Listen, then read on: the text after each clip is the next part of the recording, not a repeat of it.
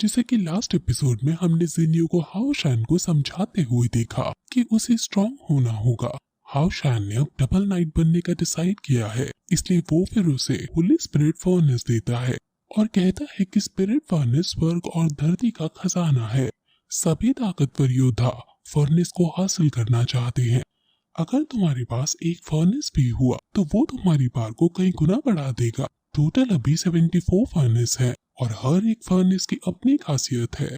जैसे कि जो असासन फर्नेस है उसने ही तुम्हारी जान बचाई थी और उस फर्नेस का नाम 1000 स्ट्राइक स्पिरिट फर्नेस है। उसका मेन अटैक डिस्ट्रक्शन है। जो होली स्पिरिट फर्नेस अभी मेरे हाथ में है ये तुम्हारी गार्डियन नाइट के लिए सबसे सूटेबल है। वो फिर हाओ शान का ब्लड उस फर्नेस में डालता है और हाओ शान को और उस फर्नेस को हाओ शान के स्पिरिचुअल रिलम में भेज देता है।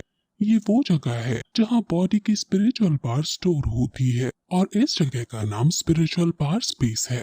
तुम्हें स्पिरिट फर्नेस को यहीं पर फ्यूज करना होगा। हालांकि इस फर्नेस के रैंक 74 में से 8 ही है, लेकिन फिर भी ये बहुत ज्यादा खास फर्नेस है। इसके अंदर कुछ ऐसे फीचर्स हैं जो इसे बाकी फर्नेस से अलग बनाती है, जैसे कि ट्रैक्शन। जब ये एक्टिवेट होती है तो सिर्फ तुम्हारा दुश्मन ही तुम पर हमला कर पाएगा। तुम्हारे दूर चेहरे वाले साथी तुम पर हमला नहीं कर पाएंगे। और ये फर्नेस 3 बार इवॉल्व यानी अपडेट यानी स्ट्रॉन्ग हो सकती है। तो ये है तुम्हारी फर्स्ट स्पिरिट फर्नेस जो तुम्हारे लिए तुम्हारे डैड ने चुनी है। आशा है कि ये तुम्हें पसंद आएगी। हाओ शान को ये काफी पसंद आई है और वो बहुत एक्साइटेड है। जिन्यू फिर उसे आगे जाने को कहता है क्योंकि स्पिरिट फर्नेस फ्यूज होने को तैयार है। अब हाओ शान एक्साइटेड होकर आगे जाने लगता है, लेकिन जिन्यू उसे रोकता है और सीरियस होकर एक बात बताता है। एक शेर का बच्चा जब तक अपनी माँ का दूध पीना नहीं छोड़ता तब तक वो शेर नहीं बन पाता है। अब ये कहकर जिन्यू वहाँ से जाने लगता है और कहता है कि अब जो भी तुम्हें हासिल होगा वो तुम्हारी मेहनत के ऊपर डिपेंड करेगा। मैं और तुम्हारी मॉम एक जरूरी काम से अब कहीं जा रही हैं और अब तुम्हें यहीं छोड़ रहे हैं। अब तुम्हें अकेले ही प्रैक्टिस करनी होगी।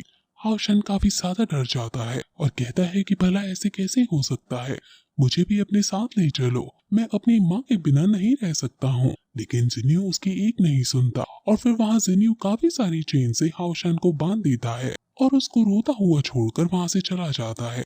हाओ शान अभी सोया हुआ है और उसकी मॉम हाओ शान की हालत को देखकर काफी उदास हो रही है, लेकिन जिन्यू उन्हें संभालता है और कहता है कि जो मिशन हाओ शान कैरी कर रहा है उसमें उसे कमजोर होने की कोई इजाजत नहीं है। जब तक तुम यहाँ रहोगे वो कभी एक मर्द नहीं बन पाएगा।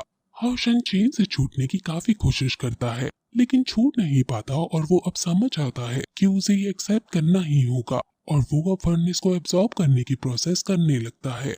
वो अपनी मॉम को याद करता है और काफी रोता भी है, लेकिन उसकी मॉम उसके सामने से गायब हो जाती है और फिर काफी मेहनत के बाद वो फर्नेस को एब्जॉर्ब कर लेता है।